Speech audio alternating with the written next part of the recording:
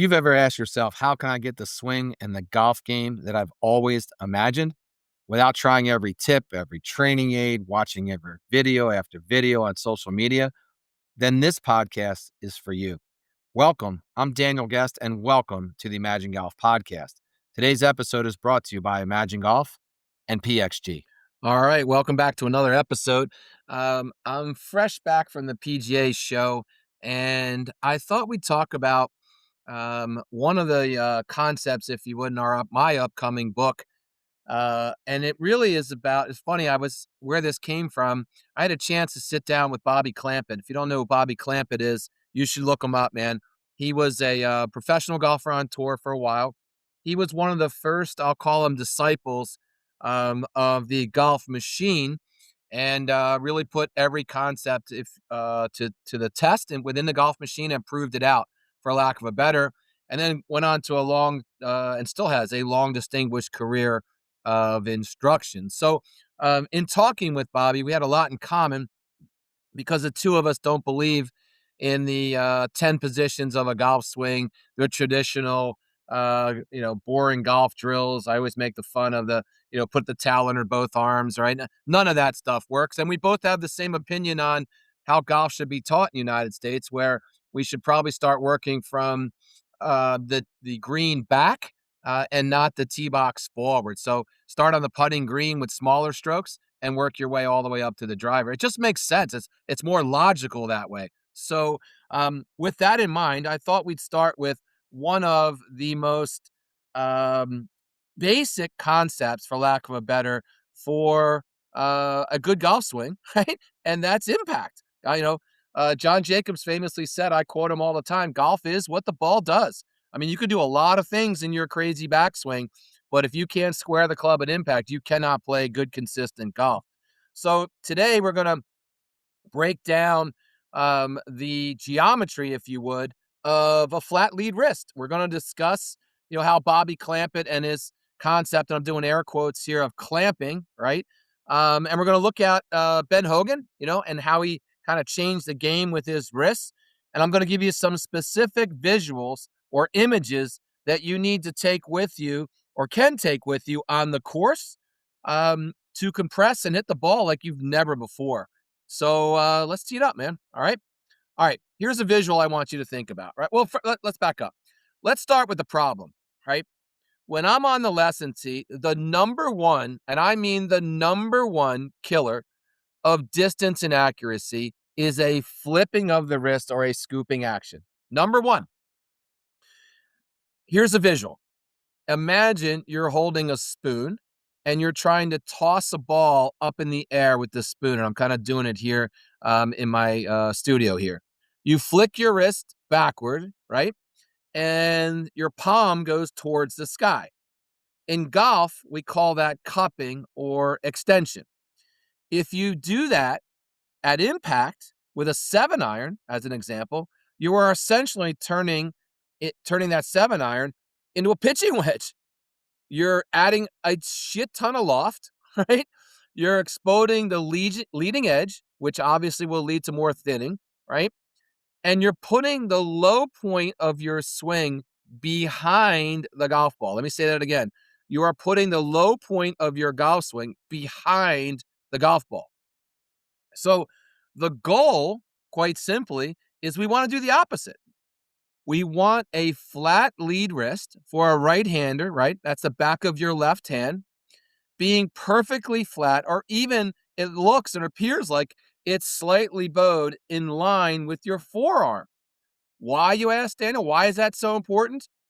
Because a flat lead wrist creates shaft lean, right? It ensures that your hands are ahead of the ball when you strike it. If you do not have your hands ahead of the ball when you strike the golf ball, you are not hitting it as well and as far as you possibly can. Otherwise, right? Well, let's not talk about otherwise. What this does is this de-loss, if you would, the club at impact, which compresses the golf ball into the turf and creates that amazing, like almost sizzling sound, right? And today's iron's almost like a crack, right? That we all love. It turns a glancing blow into an absolute crushing hammer shot, right? So you can't leave this conversation, right? Um, or I can't leave it without paying homage to my conversation with Bobby, right? Bobby wrote, I don't want to say the Bible, but for lack of a better, the Bible on this. He wrote a book called The Impact Zone. I highly recommend it. I'll drop a link to it in the notes here. But this book, right, which I often go back to over and over and over again, because he made such a crucial distinction for me that kind of changed the way that we taught, right? By the way, and I read this a long time ago, and I've reread it like 3 or 4 times, right? But essentially, what Bobby does in the book, he separates. I'm doing air quotes again, style from dynamics. So, as an example, he realized that I don't know Jim Furyk, Lee Trevino, Jack Nicklaus, um, who else? Raymond Floyd, right? These guys all looked, I mean, wildly different at the top of their backswing, right? Or the top of their swing, let's just call it. But at the bottom, right, at impact, they were all identical, nearly identical. So Bobby focused heavily on the loading of the wrist and the retaining of that lag, if you would, for as long as possible. And he calls that clamping, right? Get it? Clamp it, clamping, right? And the clamp visual was simply this in the book, right? I want you to imagine a vice grip, right?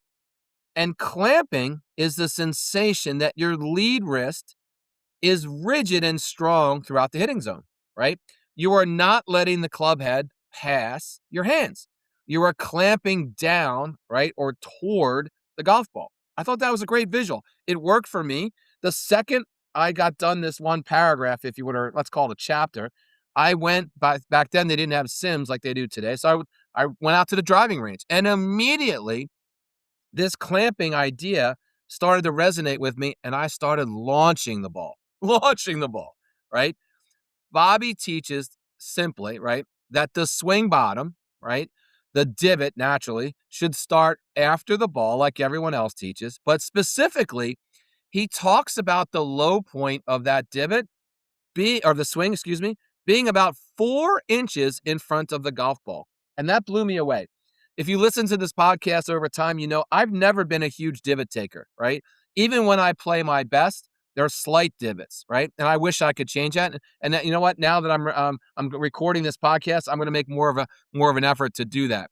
But the only way, for lack of a better, to reach that spot 4 inches forward is if that lead wrist stays perfectly flat.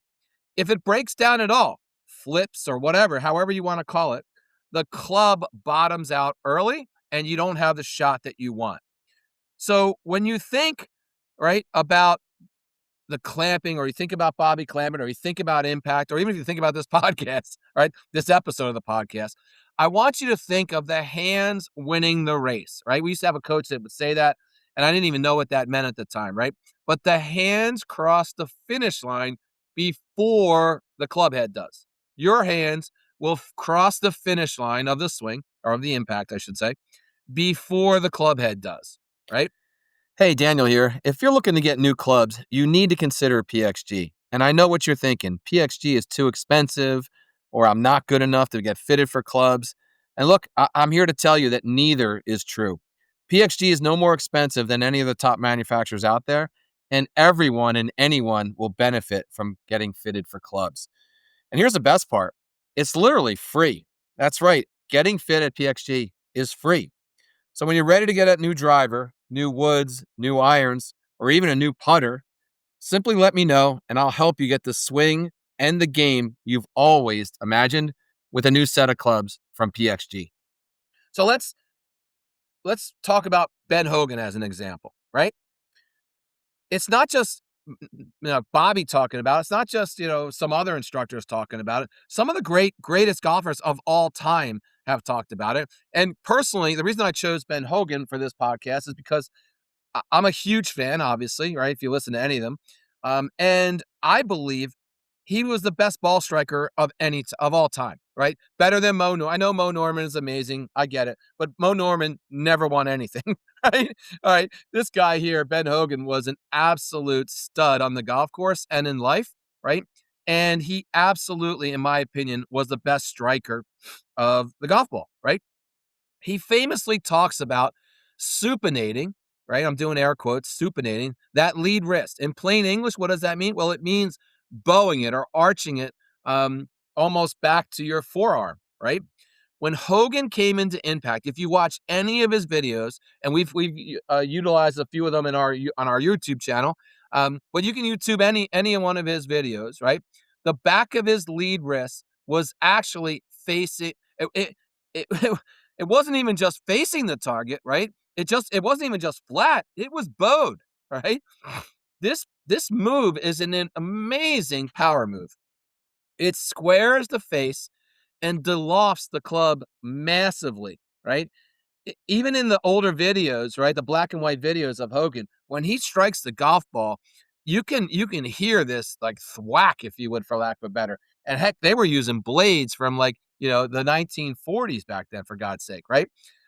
So it's just amazing. And if you think about some modern examples, I mean, if you look at Dustin Johnson or Colin Morikawa or even John Rahm, right?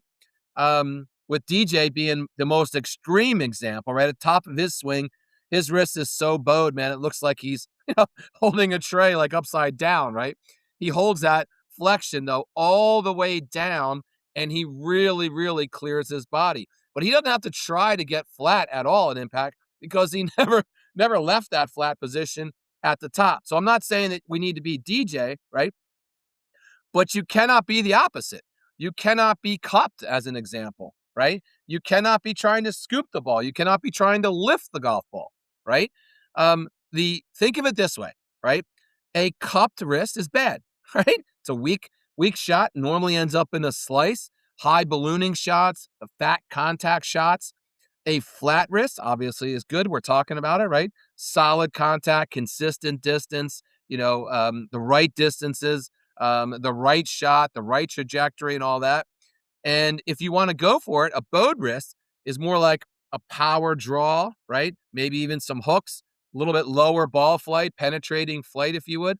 So if you want to try to put in and I'm doing air quotes, I'm going to power draw into your game. Get your wrist a little bit more bowed at the top of the backswing, maybe, or maybe even get it a little bit inverted, for lack of a better, right? Or heading towards flexed more at impact, and watch the ball start to take off, right? I want to leave you with this, right? Here's some visuals and some drills that you can do, all right? This is where we do the work. I want to give you 2 specific ways to practice this, using the Imagine, if you would, philosophy or visualization, okay? The first one is, and I wish I could take credit for it, but it's super old. I've had coaches talk about it. I saw Sergio Garcia talking about it one time. I saw Bryson DeChambeau talk about it one time. Hank Haney talk about it one time. It's called a paintbrush drill, right? Imagine your golf club isn't a club at all, right? It's just one giant paintbrush, right? With a $400 graphite shaft. The bristles are the club head, right? And if you were going to paint a stripe on the ground through the ball toward the target, you wouldn't or couldn't flick your wrists. You would have to drag the handle. You'd have to pull the handle and let the bristles follow you, or you wouldn't be able to paint a line. So I always thought that's kind of a cool visual, right? I didn't think it was so cool as a teenager because I couldn't do it, right? But now that I think about it, it's a really, really cool drill. And if you'll do it, if you'll make a few practice swings, feeling like you're dragging a kind of a wet paintbrush behind you through the grass, right? Or on a piece of canvas or on the street or whatever, then the handle has to lead and the brush follows. It's really that simple, right? I would do this drill both of these drills without a golf ball. And the reason we do drills at Imagine without golf balls is because it's been proven that you'll focus way more on the move or the task that you're trying to do or the form that you're trying to learn than if you put a piece of plastic with 363 dimples in front of you. That's when people lose their mind. So do both of these drills, a lot of drills without golf balls, and you'll get better quicker, all right? So that's the first one. The second one is a watch face kind of drill, right? It's a visual. if you were to wear a watch on your lead wrist, and I'm left-handed, so I wear it on my right, right? But I want you to pay attention to the face of the watch. The error is this: if you flip your wrist, the face of the watch points back to you or up to the sky at impact. And I'm doing it here. My left hand, if I had a watch, I could see the watch face, right? The fix is simple. I want you to feel like you're trying to smash, right, the face of that watch into the back of the golf ball. Or imagine pointing the watch face at the target and this is key, for as long as possible through the shot or the impact. Let me say that again. I want you to imagine pointing the watch face at the target or through the shot for as long as possible. All right. So you did those 2 drills, right? Now you go to the range, right? Or you go to a simulator place, right?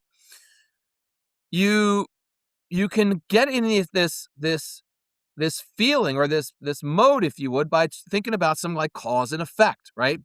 The flight of the ball isn't just data telling you. I think basically the flight of the ball is that just data without data. Well, you get my point, right? It's just telling you what your wrist did at impact, right? So golf is what the ball does. Getting back to that, right? I want you to remember, Bobby Clampett's lesson. Style is optional, right? But impact is mandatory. Focus on a flat lead wrist, clamping down on the ball, and you'll compress it, right? So we're not, for once in a million, right? We're not even talking about all the things that happen in a golf swing, all these other challenges that people have. We're just talking about that moment of impact.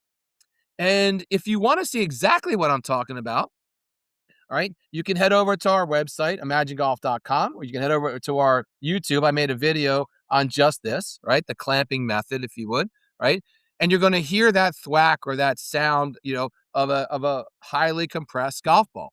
All right. I'll also drop an article I wrote for a local publication, actually a national publication. Now that I think about it, I'll drop that in there. It got a lot of positive feedback, if you would. So that's it. Today's episode is very specific, but man, if you just took one little piece of it and started applying it, focus on that lead wrist, your left hand coming through impact, and forget about all the other noise. And then, by the way, don't look at it on a shot-to-shot basis. Hit 7-10 shots and then come back and say, okay, how'd that feel? All right. And then make an adjustment. Try to do it a little bit more, maybe a little less, whatever. And then hit another 7-10 shots. And then take a look at, hey, what is the impact like? What is the ball doing? Right? I think what you'll notice is you'll be making better contact, right? And the ball will be going a little bit truer, especially from a distance standpoint, than you normally do. Thanks for listening. All right, then. That's today's podcast. Thanks for tuning in. Hit the follow button wherever you get your podcasts, and be sure to check out our site, imagengolf.com. Check out our YouTube page at Imagen Golf, and we're on all the social media platforms. I'm the same at Imagen Golf.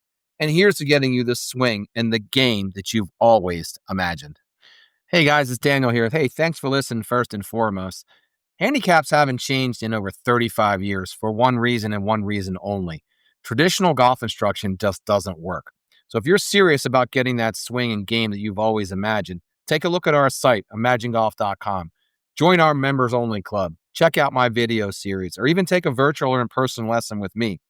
There is no one who's more passionate about making you better in the industry, and I guarantee you'll golf better, guaranteed, or everything is free.